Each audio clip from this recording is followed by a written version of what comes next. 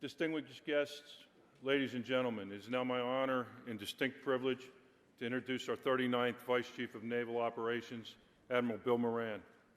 I first met Admiral Moran in Hawaii in 2003 when we were both stationed there. It was a great time.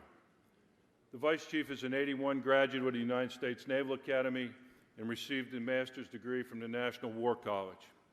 He's a P-3 pilot and commanded Patrol Squadron 46 and Reconnaissance Wing 2. He also served extensively as an instructor pilot in multiple operational tours. As a flag officer, Admiral Moran served as Commander, Patrol and Reconnaissance Group and Director, Air Warfare, OPNAV N98. His most recent assignment before becoming the Vice Chief of Naval Operations was the Chief of Personnel, Deputy Chief of Naval Operations for Manpower Personnel Training Education, OPNAV N1. Ladies and gentlemen, please join me in giving a very warm welcome to our VCNO, Admiral Bill Moran.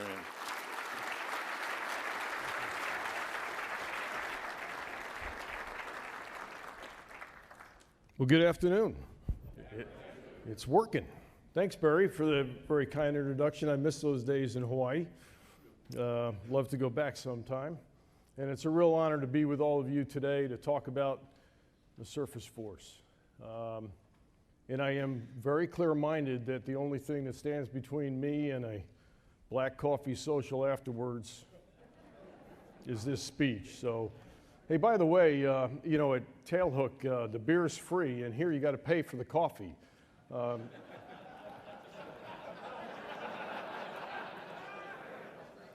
Now, there are a lot of patriots in the room here today, and it would take way too long to recognize everybody that's here, but I am going to make an exception, and that is for our Coast Guard brothers and sisters who may or may not be here, but if you're on watching this, I just want you to know that we are very proud to serve with you and stand to watch day in and day out.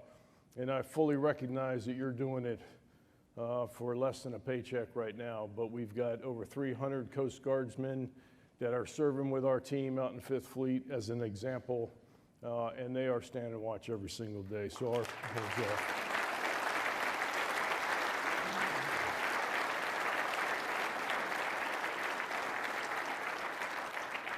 Now here's the good news. I don't have any slides. Well, maybe not such good news. I don't know, Ron. I had a video, and I thought the video would be something of like an episode out of Office Space to describe what I do on a daily basis in the Pentagon, but that probably wouldn't work. So, you know, I got trapped by a JO a little while ago during the break, and the JO said, "So what are you going to talk about?" I said, "I got about 15 minutes of remarks." And JO said, "Sir, how are you as the Vice Chief going to talk about everything you know about surface warfare in 15 minutes? And I said, "Pay attention, I'm going to speak real slow." So, what a great turnout. And I really do wish millions more Americans could be here to see what our Navy is all about and what it's up to. American sea power is unique. And as we all know, it has substantial influence in times of war, but just as importantly, perhaps more importantly, substantial influence in time of relative peace. Every American should be exposed to the inextricable links between sea power, prosperity, and national security. And to realize that, what we really need to connect with the American public is what we do is really different. It's unique, and it's something to be proud of, something that is truly foundational to the core responsibilities and the values of the American way of life. Now, there are a whole lot of young, fresh faces in the crowd, and I'd love for all of the mids and the junior officers and any enlisted sailors in the room to please stand up.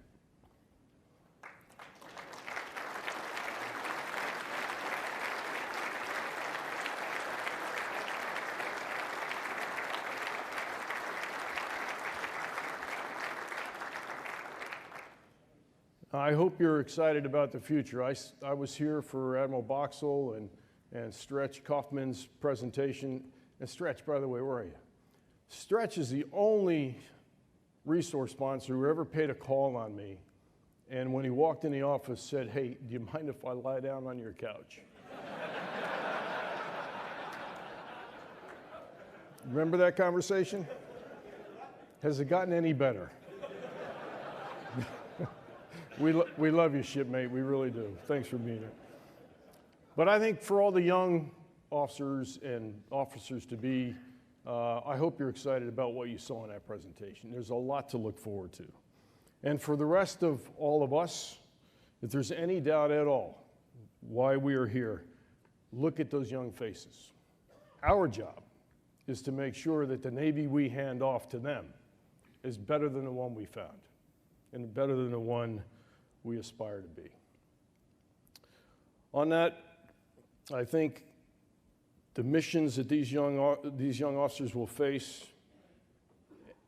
and the mission that we have for them in our Navy, in our nation, is to deliver that Navy that's bigger and more capable, a Navy focused on innovating and iterating the current force while growing new platforms and capability for the future. And I think you saw that in Ron Boxall's and Stretch's presentation. These young men and women deserve a Navy that moves faster, buys and delivers faster, orients and decides faster, and ultimately puts a weapon on target faster than our adversaries. And finally, we deserve a Navy that places an aggressive, determined, and unrelenting focus on readiness and warfighting in the here and now. And if those goals are not what we are focused on, if that's not why each of you are here, then we are merely wasting our time. And more importantly, restricting the bright futures and unlimited promise of all the young talent in the room tonight.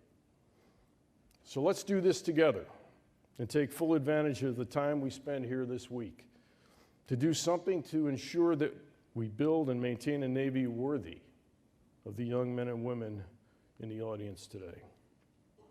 Now, the timing of this event does provide all of us a chance to reflect, to ask if we need to adjust course and speed to get the Navy that I just described. After 2 decades of land wars, half a world away, we garnered a whole bunch of experience meeting urgent requirements. Yet I would argue we have very little memory of the strategic long game. We became accustomed to staring at 1-meter targets instead of preparing for future uncertainties. In this new age of rising competition, meeting near-term mission at the expense of long-term investment in equipment and people will no longer be an option. It won't prepare us for the high-end fight, and it won't allow us to grow and maintain the Navy our sailors and the American people deserve. Recognizing this, after years of behavior shaped by continuing resolutions and sequestration, Congress and the President laid billions into the budget over the last 2 years. This funding was put towards buying down backlogs in ship, submarine, and aviation maintenance. It went towards bringing more talented young men and women in to address manning shortfalls at sea. And it went towards more high-end training to levels we haven't seen in years. Now, that all sounds great. And while there's no doubt we are on a better trajectory today, we did not initially respond very well to this injection of cash. Our systems and our processes were not optimized or tuned for speed and execution, contracts, or for making wise investments in readiness. We were frankly hampered by a mindset of scarcity. But now, after a year of runtime and lessons learned and an unrelenting focus on process improvement and a greater sense of urgency, we're now seeing concrete signs of progress, where leaders are thinking differently, planning for the future, and owning readiness again. A good example is our current encouraging dialogue with private industry, especially in our yards. We, industry, fleet planners, NAVC and OpNav, all have to be on the same page if we're going to get to answer the bell in the fleet. On time and on budget is a two-way street, and a partnership is the only way we're going to work this backlog down over time. It's the only way we're going to improve reliability of our systems, and it's the only way we're going to truly establish configuration control. Now, we all know that great power competition on the free and open seas that the U.S. Navy defends every single day is back in play. Over the past 2 years, we've relearned tough lessons on how unforgiving the sea can be when we're not on our game. Leaders up and down the chain have reestablished what our standards should be as a force across the board. No longer accepting degraded equipment as the price of doing business, eliminating waivers and extensions for warfare certifications, consolidating accountability and responsibility under type commanders, deploying our ships only when our teams are ready for combat. And as the SWO boss talked about earlier today, standards are only the minimum baseline of requirements, and requirements do not win fights. People do. Average teams set the rules. Champions rise to standards they set for themselves, practicing and competing every single day until it becomes second nature. Vice Admiral Brown spoke earlier where he said, at our core, it's about commanding officers and their sailors having confidence in this massive enterprise called the United States Navy, where it's important that we restore trust up and, most importantly, down the chain of command. Tangible evidence of progress here also includes things like restoring focus on core proficiencies such as drive the ship and team communications, creating a continuous feedback loop for surface warriors, and reducing unnecessary reporting and training requirements to give our COs more time back to do the training they think they need to do to maintain proficiency of their crew. And we got a long way to go, but we're on the right path. To be brutally honest, the surface warfare community is not alone in this effort.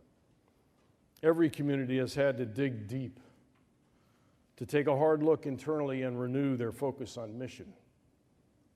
Traveling around the fleet, it's clear to me that sailors are thinking hard about our readiness to fight, our readiness to go to sea, and to answer the nation's call. There is renewed energy in the force about doing things the right way, reestablishing good habits, raising the bar and doing things better than we've done for some time, and ultimately, better than ever. This builds confidence, and confidence is essential in an uncertain world. The surface force is on the right course, a course for deep warfighting wholeness, a course that naval aviation, the submarine force, and even shore and information domains are also tracking along. So let me wrap this up. I promised you 12 minutes, 15. I want to talk about professionalism. Part of the great value of symposiums like this is the opportunity for young and experienced operators to join up in frank and open dialogue right here. The best place to start any dialogue, much like many of the most important endeavors we undertake, is to admit that we don't have all the answers. And the further out we look, the more opaque the picture becomes, the harder it is to know what those answers might be. So if you don't see progress here, or you don't sense improvements, this is the time to speak up. Challenge us to get better, faster. Because if we are truly going to put the throttle at flank speed, this must be a top-down and a bottom-up effort. Speed is one of our biggest challenges. It will determine how we position ourselves in a world where everything is moving faster than the way our system was built to respond and anticipate. Many of us ask how do we convert our analog Navy into a digital Navy as a true force multiplier? How do we plan for an environment where our decisions will increasingly depend on mountains of data? How will we compensate when the time to orient ourselves is almost non-existent? And if digital systems can win in a simple game of chess or Go, is it hard to imagine the same systems competing against a TAO in combat? The answers lie in our collective intuition, experiences, education, and experimentation. Our ability to learn as an organization, as teams, or as individuals is what sets us above the competition. And it is learning that will allow us to continue to adapt and thrive when the pace of technology and transformation drives more uncertainty. In my experience, often the best ideas come from some of the least expected and most expected circles all at the same time. Constructive, respectful criticism is the hallmark of our Navy and of the Surface Force. And if we aspire to be a better learning organization, we have to protect both the Clydesdales and the thoroughbreds, the sea dogs, and the eccentrics. Sometimes they are the authors of our future, and many times they are one in the same. To sustain the institution, to achieve that ready, fast, lethal, and capable Navy, we have to think differently at every level. To shape behaviors that place our mission, our future, our purpose as American sailors above all else. It's believing in our sailors, their ingenuity, their intellect, and their courage to innovate. To reflexively support rather than chide when they make mistakes. To embrace the pace of change, to push our collective frontier further and further out. And it's about proving by our actions, in addition to our words, that our success depends on their imagination. Our reliance upon their ability to create, to think critically, to imagine an unknown future is truly the only certainty we have for tomorrow. And the essential factor in all of this remains the human element, listening, adapting, imagining, recognizing differentiated talents. Certainty in our ability to own the future fight rests in the power of our amazing people. All of this is what good organizations do. All of this is what professionals do. So I thank you again for the opportunity to be here as the token brown shoe in my black shoe outfit to participate in this wonderful event. It really is great to see so many old friends here and young aspiring leaders into our Navy, and I thank you for the patriots that you are in delivering a Navy that is going to be bigger, more capable, and more ready than it's ever been with your help. With that, I'll take questions. Thank you very much.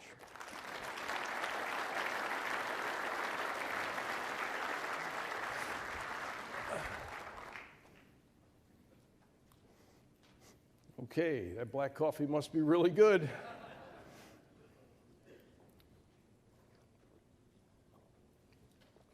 Raise your hand, I'll come to you. Yes, sir. Yes, Admiral, maybe these not asked, but this question, when you look at manpower as being one of our biggest costs, do you ever see us taking risks in terms of naval technology as in the Marine fleet to man our ships in areas where we have low accessibility? So if I understand your question correctly, manning, the challenges of manning and sustaining the manning at levels we need to operate in our current form, is there technology out there that's coming or that we see already that could maybe drive down the requirement? Accept that technology. The technology Yeah. there, are we willing to accept the risk that associated with that technology to minimize some of our requirements? Yeah, for those of you who couldn't hear the full question there, he asked if since the technology does exist in some places, are we willing to accept risk in the manning to go to that technology? And my answer to this would be, man, we've got a lot of scar tissue on this topic. Where the promise of technology, at least as we understood it when we took that risk, did not exactly come in to its full form. And we've bought it all back, or attempted to buy it all back over the last decade. So we have to be very confident. I think as an institution, we're going to be risk adverse to doing that until the technology is proven. So there are ways to get after this that I think Ron talked about in terms of the digital twin on Aegis is a great example. Not that it is a manning replacement, although it could be in some respects, but it is a way to experiment digitally while we operate the hardware and the software that exists within the system today. There are efforts underway today to get after digital twinning, if you will, on both software processes and hardware capabilities that I think will get at your point. And I would implore industry to look at this at every opportunity, because I think as soon as we can be more proactive in our digital transformation, which is not going to be an easy one, you're going to help us along the way, and in that we might find some reductions in manpower requirements. There are some great examples, not at sea but ashore, where digital and taking advantage of tools like artificial intelligence, machine learning, all of that can replace some of the rudimentary things that we have hundreds of sailors doing on a daily basis. So where that can apply to ships, possibly, where we can design, build, and maintain ships that don't require a lot of humans to maintain and sustain those ships are really going to kind of be the secret. But we already have learned, I won't speak for the SWO boss, but I think he and I have talked enough about this the last year or so, that there are things where there are manning levels in which you cannot take risk in watch rotations in order for that crew to be rested and trained appropriately to man the stations out in a combat situation. Yes, sir. Sir, Hank Giffen, old retired SWO. First of all, sir, you're the only one that's paying for coffee here. Did you know that? Touche. Thank you. But seriously, sir, you've had an interesting time as Vice Chief. Could you give us your, say, a high point, the highest point of your tour, the lowest point of your tour, and if you had to do a decision again, how might you do that different?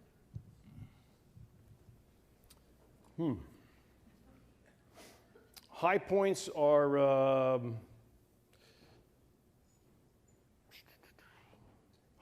the birth of my third grandchild, by far. The low points are when that third grandchild comes to visit.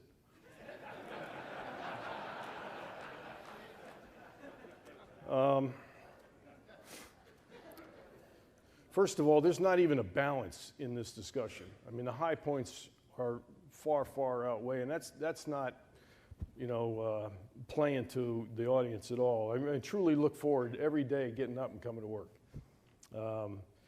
There are challenges being the vice chief when you're the big XO. Heads and beds are my job. And so that's dirty, what did you call it? Dirty something, something, something stretch? Yeah, you got to do it. Somebody's got to do it, and that's my job. So I try to take that on as, okay, that's my job. I'm going to go do it to the best of my ability, and maybe there will be more high points, and you just keep building. I mean, clearly, anybody who knows that in the last year and a half, we've had some really tough issues to deal with. And they're all in the legal realm, and they all involve life, liberty, and so many other things that frustrations with contracting, frustrations with legal interpretations, frustrations with the media at times. Although, the media help us out a great deal as long as we can have a two-way conversation. And I think they've been very respectful, in my experience, of doing that. So we'll continue to do that. So I don't have any, I mean, the great low points are, of course, going to memorials. Those are tough. whether it's young sailors at sea or flag officers who die on active duty. They're never easy, they're always hard, and it's part of what comes with the card of the Vice Chief or the Chief of Naval Operations. So that's how I'd answer it. We got great people. I mean, the people that are working in our institution at the flag officer level, we got a fantastic group. I think you've seen a lot of that here today. It's true in aviation, it's true in the Marine Corps, it's true in the submarine community, although where's Dave Johnson? If you've seen Dave Johnson, he's only been retired for a few months and he's got a beard already. I'm starting to think this beard request is real because you have to retire to get one. But anyways, it's great people. And that's why we all stay in this business. As long as somebody says, here are your orders, I want you to come to work, we stay. So thanks for the question, Hank. Pete, you're part of the media. I'll see you over there. I'm just kidding. This is an easy one, I think. You're one of the two key figures in the CR, and I think it's been impressive to see the horsepower that's behind that effort. And when you read things like the CNO's Design 2.0, you see this underlying sense of urgency that we have to move faster. You mentioned it today in your remarks. Can you just give us a few groups on are we getting at it in the right way? Do you feel you're moving the big tectonic plates sufficiently? Are we getting the right support and the right action at the high levels that we appear to be operating at on this effort? Yeah, great question, Pete. No, and I don't think I'll ever be satisfied that we're moving fast enough in any domain, if you will. But I am very encouraged by the amount of collaboration and cooperation that's stretched across the Secretariat, the third deck, the second deck, across the hill, or across the river, in the fleet. There's really good collaboration and effort to get at pace. I think the area that is most frustrating to me goes back to my time as CNP 5+ years ago when we went on this journey to digitize the personnel system because the rewards were so obvious that we had to go, and we're still going. And we're still fighting digitizing the personnel system, although we are right at the cusp here of transitioning to a very good place in that space. But I was with the Safety Center earlier coming in here, talking about digitizing the Safety Center data so we could better predict, give COs better insight into when they might be more prone to mishaps in the future. And they're on a 6-year journey to digitize their data because people who have data think they own that data. People wearing uniforms, Navy civilians who have data think they own their data. My message to them, if you're listening, is you don't own that data.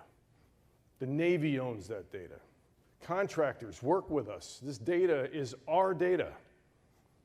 And it needs to come back to us so that we can take full advantage of that data. So AI tools are everywhere. Machine learning is rapidly accelerating all around us. 4G to 5G. I don't even know what that means. All I know is it's fast. And I want it. We all want it. But you can't do any of that. I'm looking at Spa War right now, right? You can't do any of that until you get the data right. You got to get the data right. It's got to be clean, it's got to be authoritative, and then it's got to be employed correctly. It's not as easy as it sounds. We tend to jump right past the data issue and go right to those cool tools that everybody's got in their iPhone, which is great, except we don't have data like Amazon has data, or Google has data, or Facebook has data. Our data is old. It's written in Fortran, and yeah, you get my message. So that's what I would tell you.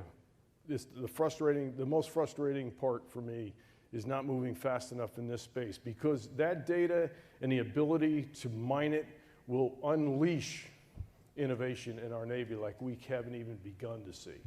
And so I think once we can get there as a institution, It's going to make a big difference. Thanks for the question, Pete. Yes, sir. Amid. Where do you want to go? Be careful how you answer this. Sir, I'd prefer to go to a small deck cruiser or destroyer, but my question particularly regards.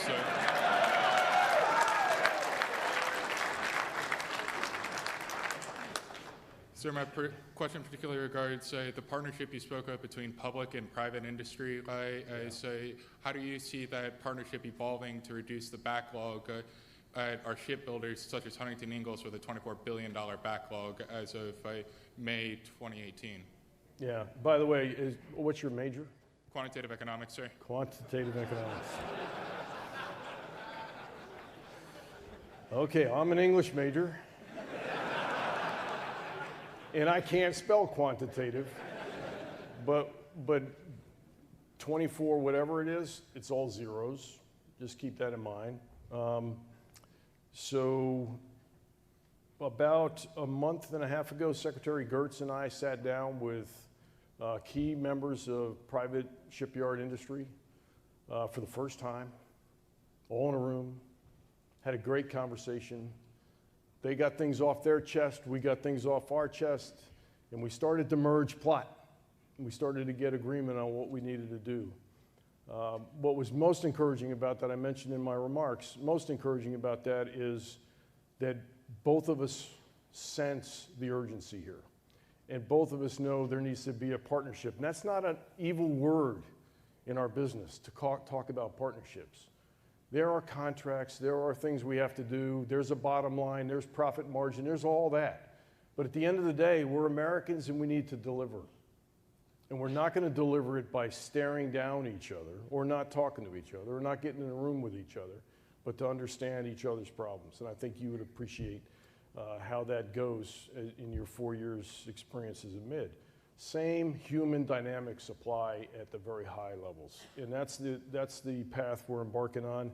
It involves everything from how we contract, to the types of contracts, to the expectations for the uniform side to deliver a ship that we understand what the maintenance is going to look like so we can better project what that expectation is on the back end. All of those things, I think, are the types of efforts that are worthy of our time at the highest levels. So when Secretary Gertz is here, I think he's coming in the next day or so.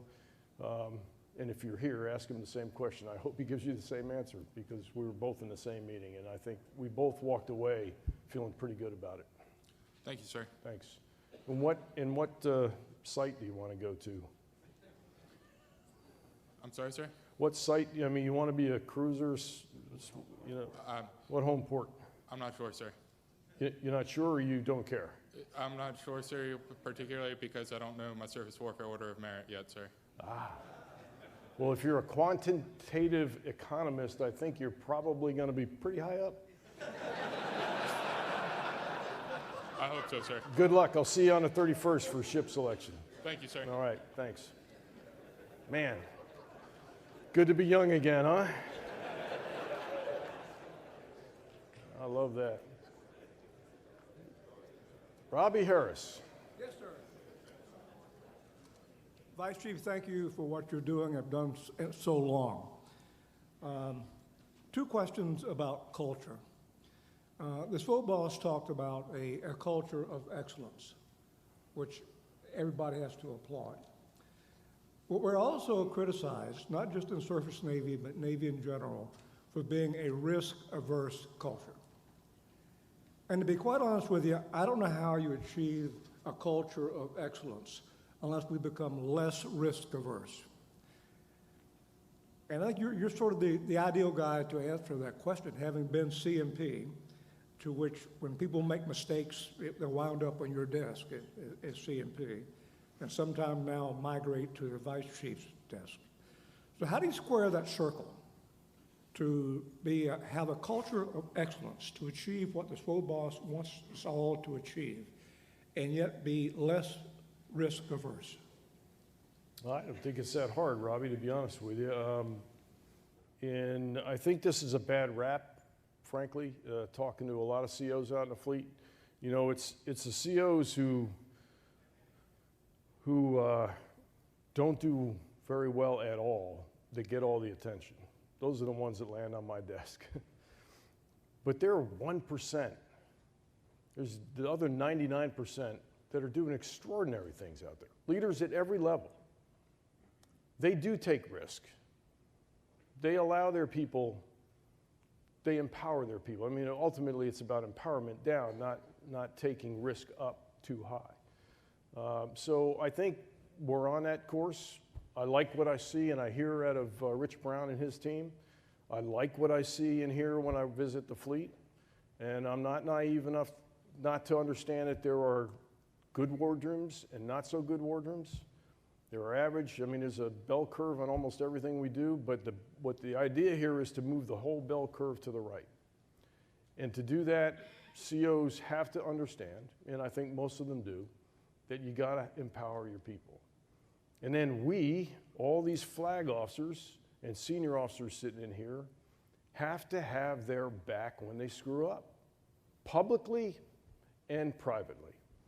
Now, to be clear, the only packages that end up on my desk as a CNP or as the vice chief are folks who do something illegal or unethical. Those are the ones that come to me. And I don't have a lot of tolerance for it. We shouldn't. Our standards have to be higher. The American public expects it. Our sailors expect it. So we're going to hold that line. But that doesn't mean at the microclimate level that our chief petty officers, our LPOs, our lieutenants can also learn that empowering down and allowing your people to be innovative, to take risks. And when they don't get it right, bring them in privately, talk to them about it, and then send them right back out and try again. Now that sounds a lot of Pollyannish stuff, I got it, but it works. It truly works. And I think we just have to keep talking about it. Rich is talking about it in every venue. Airboss is talking about it in every venue. And I gotta believe at some point, it will permeate down further and further and further, and you will see that kind of reaction. So I don't buy into the notion that our culture is screwed up. I love our culture. I love the fact that sailors will do anything to get the job done. I don't like that we put them in a position where at times where it's intolerable and we ask too much of them. That's up to us, all of us. Thank you. Okay. Anything on the web? Oh, yeah? Okay. Thanks, Vice Chief. Question, you mentioned the human element. How do you envision the Navy will evolve its leadership development programs and selection processes to ensure the right types of leaders attuned to those factors will be selected for future leadership roles? Yeah, I mean, Admiral Burke at CMP has really done a great job. His team, John Nowell is here. John could speak eloquently on this for an hour, and I'd encourage anybody who's interested in that question to talk to John afterwards. But in essence, we're changing the way we evaluate people through a new fitness report system or eval system that has less to do about grades and breaking people out by promote, must promote, and early promote, all of those force distribution tools that we've used in the past. They don't work really well. And as all of you who have written fitness reports on your junior officers and your sailors in here know very well, there are methods to keep everybody in the hunt without having to confront them with performance that doesn't quite merit what you expect. This system will null that out. CNP and the team have been doing a very extensive pilot. I think it's about 10,000 records now, John. We're in the middle of that now, evaluating, running it through its paces to make sure we can't immediately move everybody to the right like we've done in the past. So I think there's real promise in that. The trick will be how we transition from the current system to the new system and make sure we don't lose people in the middle or in that transition. But the team is working on this pretty hard, and I think that will have a big impact. So it includes 360 evaluations. It includes peer-on-peer and peer to subordinate, subordinate to peer feedback in situ, in time. So I think all of those things are things we've heard from the fleet, and Bob Burke and the team have incorporated into the new system. Roger, thanks. There's more, but I'll yield Yes, to sir. the You had a question? Good afternoon, sir. Midshipman Bauer. Given that the CNO just met with his Chinese counterpart and that this is the 70th year of the establishment of the Chinese Communist Party in power in the country, what actions could we expect in response to a more aggressive Chinese Navy? Yeah. So this will tell you a lot about the difference between the United States and a free world and others. Right now, I can't talk to CNO. He can't talk to me, or he wouldn't dare send me a note because he's on the backside, the dark side of the moon, and he hasn't slung around to the other side where the networks open up and he can talk freely without being monitored. So I haven't had that conversation with him yet. I'm anxious to hear how it went. There are some news reports coming out that you may have read this morning on his trip so far, but those are just reports at the media level. I haven't gotten the other pieces to that. So I don't want to comment without having talked to the CNO to learn what he has learned from that. But I know when he went over there to try to have a reasonable conversation with his counterpart about how we operate as sailors, as mariners around the globe. I think the Chinese are anxious at the Navy-to-Navy level to have a closer relationship. That's only good for the rest of the world. But it's kind of the trust but verify piece on this. So I think we're going to continue to do what we've been doing in the Western Philippine Sea, if I might say.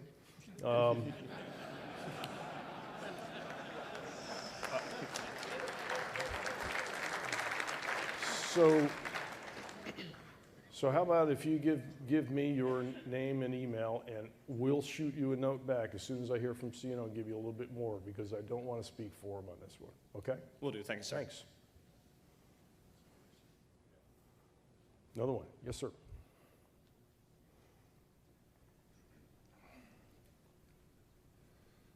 This one is, what measures of effectiveness will be monitored to gauge the impact of investments in ready, relevant learning? Okay. Man, I'm glad this question came up too, because what I saw in Ron's presentation was a true reflection of what Ready Relevant Learning was designed from the beginning to do, which is to bring great training to the local level, either on board or pier side, to the flight line, to the pier, and not in schoolhouses back in Great Lakes and other places. That's where we're going to have the biggest bang for the buck. It heartens me to see what the surface community is doing along these lines. I haven't seen SEATs, is that the way you pronounce it? In my mind's eye, I think I know exactly where you're going in terms of what aviation has been able to deliver.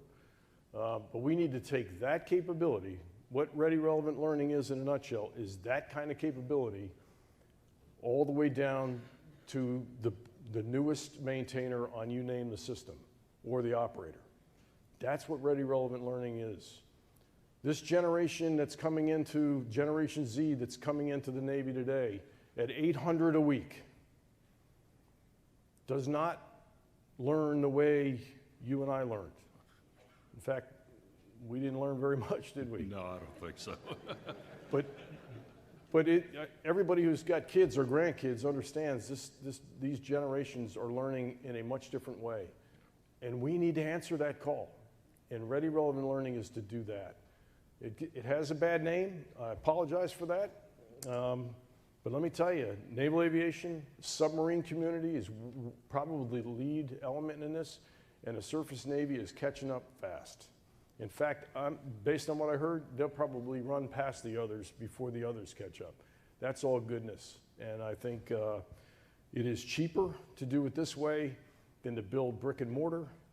And it's saving us a whole bunch of money over the long haul taking young men and women off ship and sending them back to C schools and F schools and all the other places that take up time away from that ship and that crew.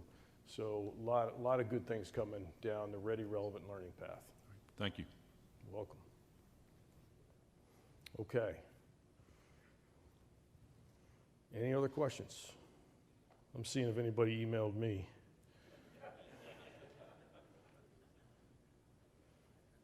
No, my wife wants to know if I can pick up groceries. Okay, listen, thanks for your, not so fast, you gave another thought about where you wanted to go, did you?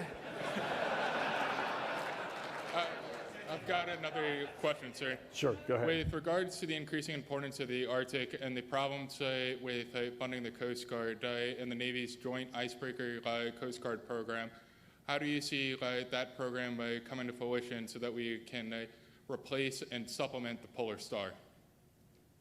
Man.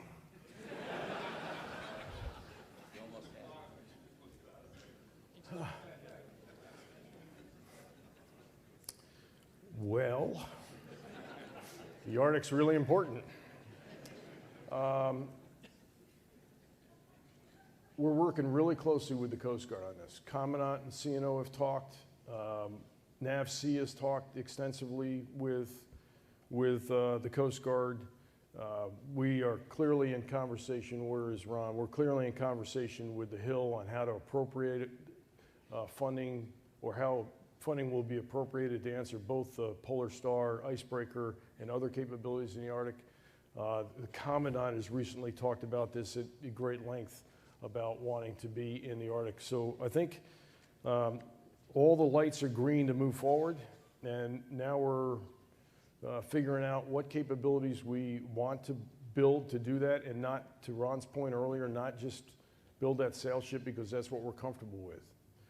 We're gonna have to look at this in a lot of different ways to get after the challenges in the Arctic, beyond just the presence piece. So bad answer to your question because I'm making it up as I go along. But truthfully, I think we are very closely aligned with the Coast Guard on this, and we're still working the Hill, if I could be so blunt. Ron, you want to add anything to that? Or?